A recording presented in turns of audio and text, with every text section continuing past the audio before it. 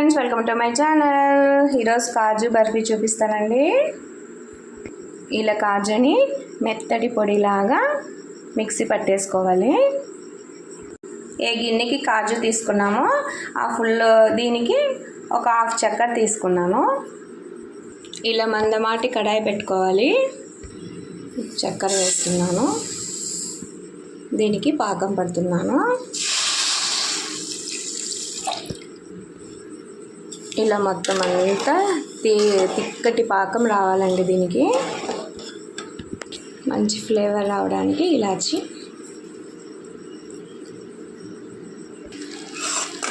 ఇలా తిక్కు పాకం రావాలి.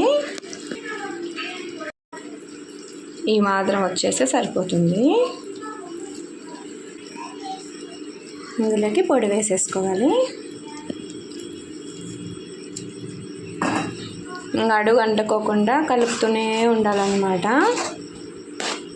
ఇలా కలిపేతూనే ఉండాలండి. ఒక స్పూన్ నెయ్యి వేస్తున్నాను. ఇలా మందమాటి కడాయి తీసుకోవాలండి, లేకపోతే అడుగు అంటితే టేస్ట్ చేంజ్ అయిపోతుంది అన్నమాట. ఇది రెడీ అయింది అని తెలియడానికి ఇలా చేతికి అంటుకోకుండా ఇలా రోల్ అవ్వాలంటే, చేతికి అంటుకోకుండా ఉంటే ఈ బర్ఫీ రెడీ అయినట్టేనండి. ఇది మొత్తం చల్లారనివ్వాలన్నమాట. ఈ కడాయికి ఇది మొత్తం ఇలా అంటించి పెట్టేసేయాలి. ఇలా మొత్తం ఇలా దీనంటకి దీనే చల్లగా అవ్వాలండి. ఫ్యాన్ కింద మాత్రం పెట్టద్దండి. ఇలా మొత్తం చల్లగా అయిపోయాక మొత్తం ముద్ద కట్టేసుకోవాలన్నమాట, చపాతీ ముద్దలాగా. ఇలా 2 ముద్దలుగా చేసేసుకున్నాను, చపాతీ ముద్దలాగా.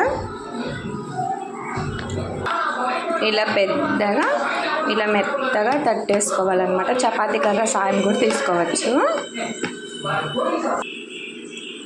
ఇలా చపాతీ కర్రతో ఇలా వేసుకోవాలి. మనం డైమండ్ షేప్ కావాలంటే ఏ షేప్ కావాలంటే ఆ షేప్ ఒత్తేసుకోవాలన్నమాట.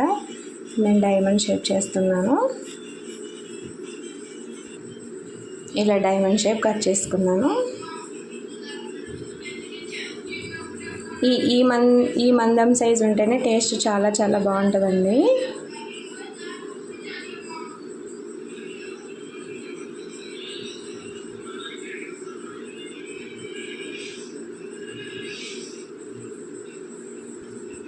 ఎంతో రుచికరమైన కాజు బర్ఫీ రెడీ అండి. ఇలాగే నన్ను సపోర్ట్ చేయండి ప్లీజ్. ఒక లైక్ చేయండి. Please support me. Please subscribe my channel.